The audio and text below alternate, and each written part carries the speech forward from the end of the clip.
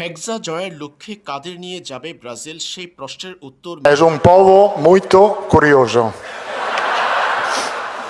Goleros. মিলবে আজ।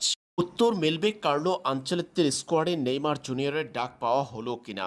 আজই সেই কাঙ্ক্ষিত দিন, যেদিন ব্রাজিল নিজেদের বিশ্বকাপের জন্য ২৬ সদস্যের চূড়ান্ত স্কোয়াড ঘোষণা করবে। আগে থেকেই চূড়ান্ত ছিল ১৮ মে ব্রাজিল নিজেদের বিশ্বকাপ স্কোয়াড ঘোষণা করবেন। এর মধ্যে ৫৫ জনের তালিকাও জানিয়েছেন কার্লো আনচেলত্তি। সেখান থেকে আজই চূড়ান্ত হবে ২৬ জনের বিশ্বকাপ স্কোয়াড। বাংলাদেশ থেকে লাইভ দেখা যাবে ব্রাজিলের বিশ্বকাপ স্কোয়াড ঘোষণার প্রোগ্রামটি। কারা ডাক পেলেন, কেন বা বাদ গেলেন, এই সমস্ত প্রশ্নের ব্যাখ্যা জানাবেন কার্লো আনচেলত্তি। বিশ্বকাপ স্কোয়াড ঘোষণার প্রোগ্রাম বাংলাদেশ থেকে লাইভ দেখতে হলে চোখ রাখতে হবে সিবিএফ টিভিতে।